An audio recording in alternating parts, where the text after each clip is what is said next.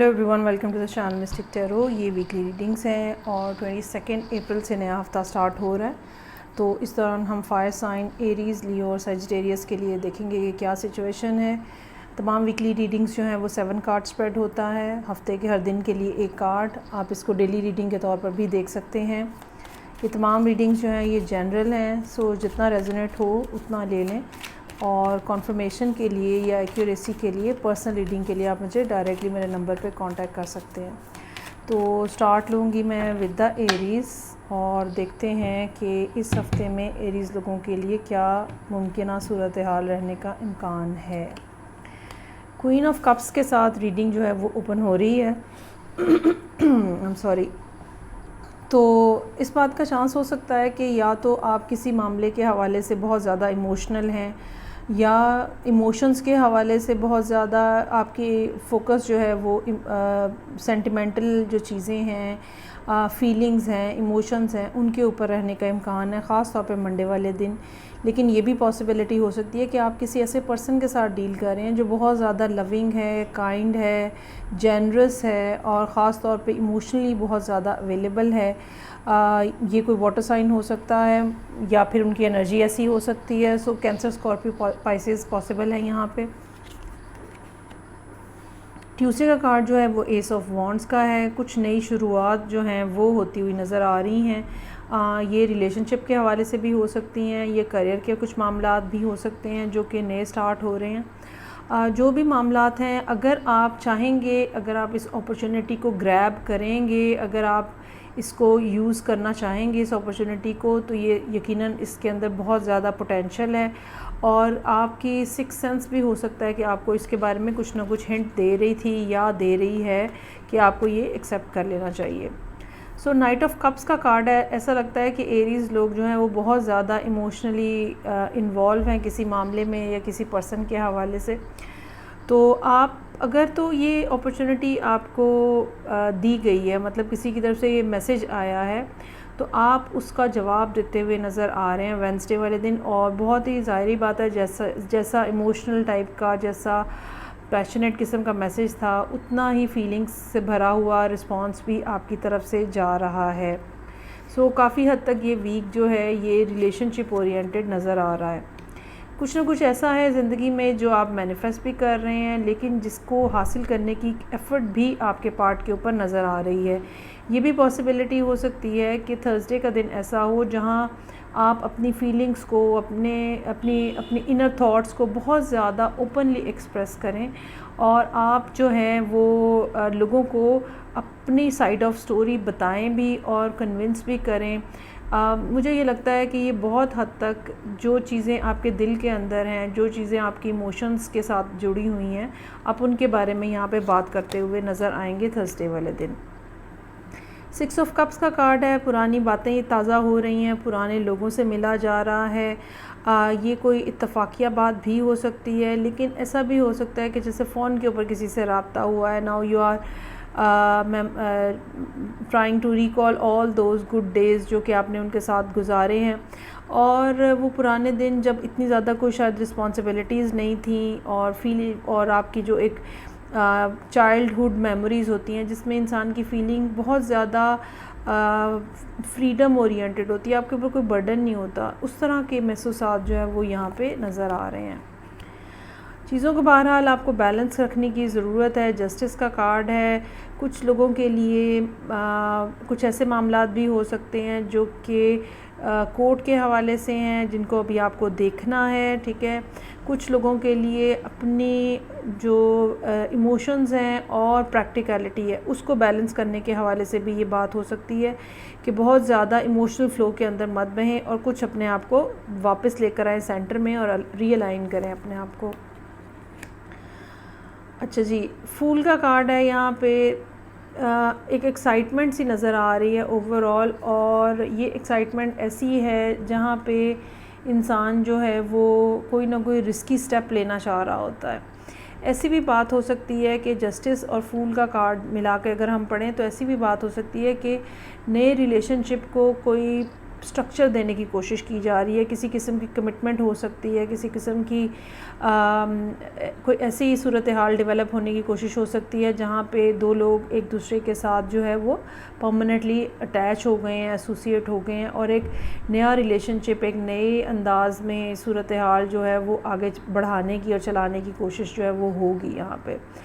मुझे ये लगता है कि ये मामला जो है ये शायद काफ़ी अर्से से रुका हुआ था, जो कि अब चलता हुआ नज़र आ रहा है और अभी आने वाले दिनों में सिचुएशन जो है वो मज़ीद पॉजिटिवली डेवलप होगी।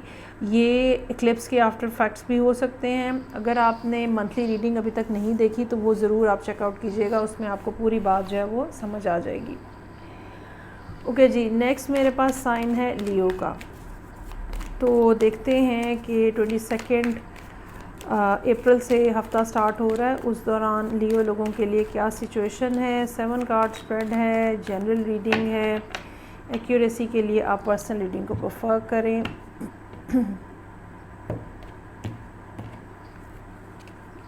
अच्छा जी, स्ट्रेंथ का कार्ड है। कुछ ऐसी बात है जहाँ कुछ आपके दिल की ख्वाहिशात हैं, डिज़ायर्स हैं, लेकिन आप किसी वजह से उनके ऊपर कोई एक्शन नहीं ले रहे हैं और आप सारी जो फीलिंग्स, इमोशंस, डिज़ायर्स, नीड्स हैं, आपने उनको कंट्रोल किया हुआ है। ठीक है, you are simply trying to hold on to everything. ये आपके इमोशंस हो सकते हैं, ये आपके एक्सप्रेशंस हो सकते हैं। तो हर चीज़ को ना आपने रोका हुआ है और अब रोका आपने इसलिए हुआ है, या तो आप किसी ख़ास टाइम के आने का इंतज़ार कर रहे हैं, या फिर ये है कि आप अभी तक अपने बारे में बहुत ज़्यादा श्योर नहीं हैं, या हो सकता है कि जिनसे आप बात करना चाहते हैं आप उनके बारे में श्योर ना हो। तो कोई ना कोई ऐसी रीज़न है जिसने आपको ना आपके ऊपर जिसने ब्लॉक लगाया हुआ है बेसिकली। और इसकी एक रीज़न ये भी हो सकती है कि मरकरी इस टाइम के ऊपर जिस पोजीशन में है वो आपके लिए प्रॉब्लमेटिक हो सकता है, जहाँ पे कम्युनिकेशन जो है वो विदहोल्ड हो जाती है और आप बात नहीं कर पाते हैं। कुछ ना कुछ इस किस्म की फीलिंग रहती है जहाँ पे इंसान अपने आप को अंडर वैल्यू कर रहा होता है।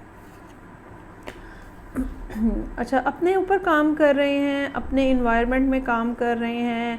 वैसे अगर आपका करियर के हवाले से कुछ चीज़ें हैं वो आप उसके अंदर बिज़ी हैं, ये आपका एक एस्केप प्लान हो सकता है या एक एस्केप करने की कोशिश हो सकती है इन सब चीज़ों से जिनको आप कंट्रोल करने की कोशिश कर रहे हैं कि अपने आप को और ज़्यादा काम में बिज़ी कर लो, अपने आप को बिल्कुल फारिग नहीं बैठो और हर वक्त कुछ ना कुछ करते रहो, सो दैट आपका जहन जो है वो वहाँ ना जाए।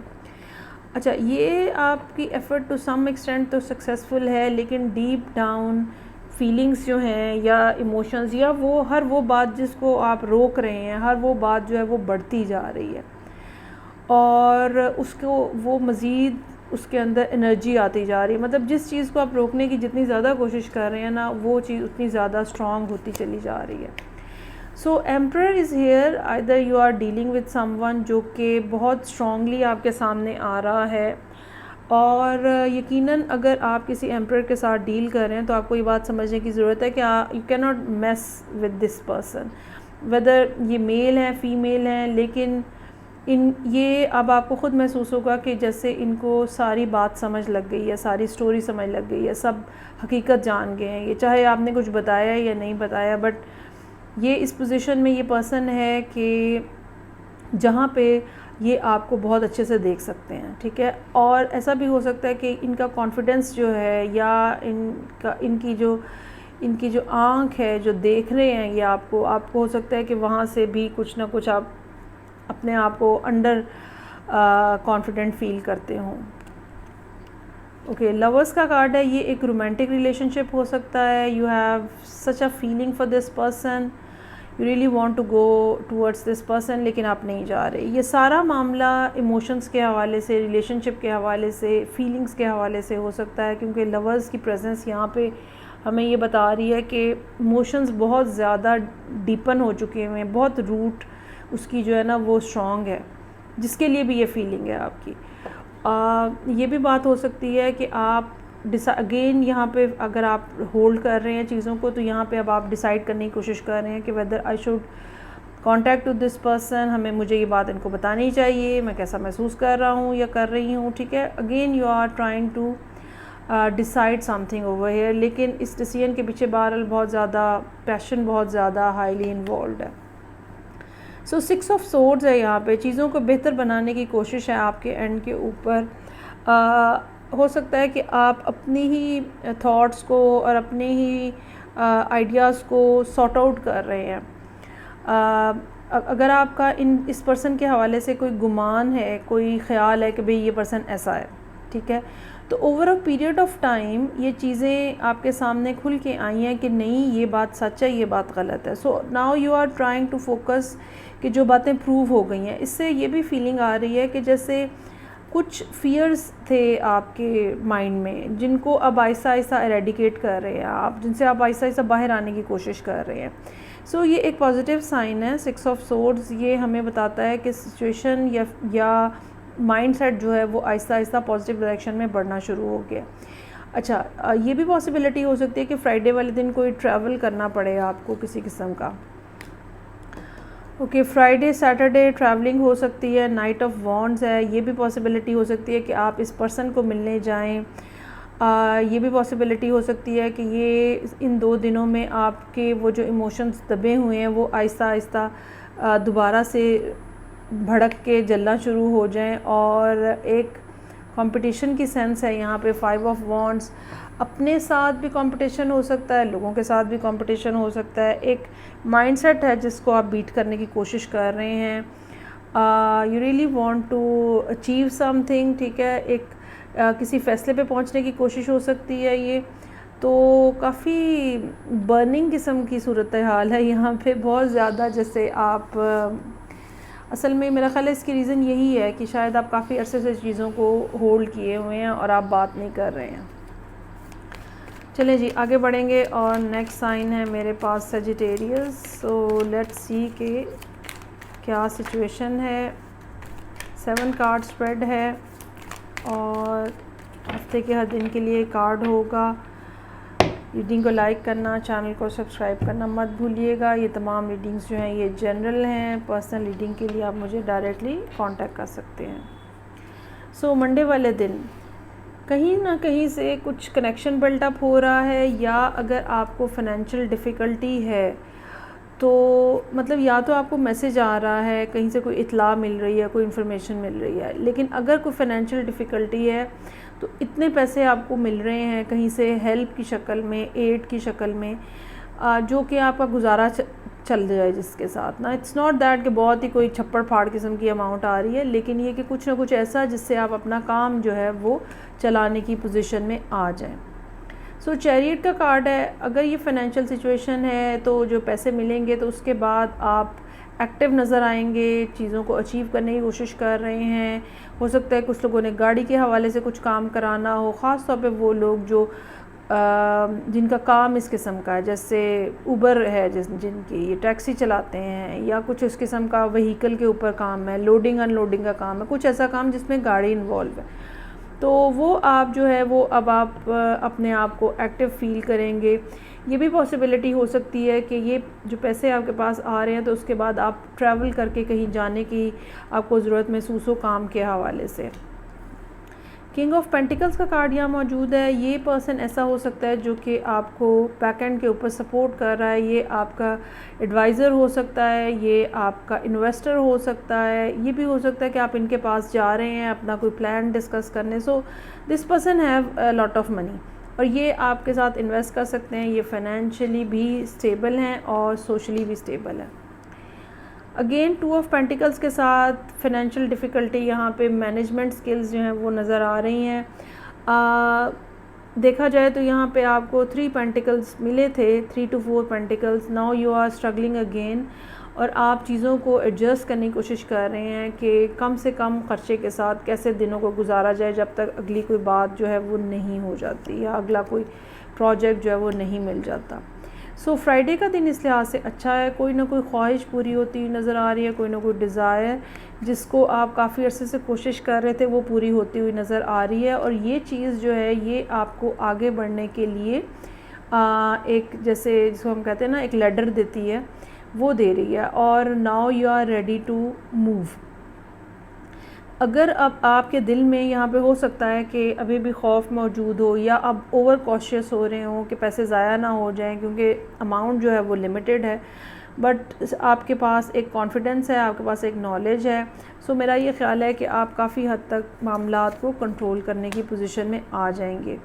सो डेथ का कार्ड है यहाँ पे, विच शोज़ के जो डिफ़िकल्टीज़ हैं आपकी तरफ वो अब एंड होने जा रही हैं। लेकिन इसमें मैं ये बात ज़रूर कहूँगी कि आपको जो पास्ट के एक्सपीरियंसेस हैं उनको ज़रूर अपने सामने फ़ोकस रखना है। वो गलतियाँ दोहरानी नहीं हैं जिनको आप पहले कर चुके हुए हैं, ठीक है। ये पर्सन जो है, जो भी वेडनेसडे वाले दिन जिसके पास भी आप जा रहे हैं, ये पर्सन यकीनन आपका सपोर्टर है और डेफिनेटली डेथ का कार्ड हमें ये बता रहा है कि ये जो रुकावट है या ये जो बिल्कुल एक रुकी हुई एनर्जी है, ठीक है, आप करना चाह रहे हैं लेकिन कर नहीं रहे हैं, रुके हुए हैं, डर है, खौफ है, ये सब चीज़ें जो है एंड ऑफ द वीक ख़त्म होती हुई नज़र आ रही हैं। सो ये थी रीडिंग जो कि फायर साइंस के लिए थी। फीडबैक का मुझे इंतज़ार रहेगा। मैं आपसे नेक्स्ट रीडिंग से फिर मिलूँगी। अपना ख्याल रखिएगा। खुदा हाफिज़।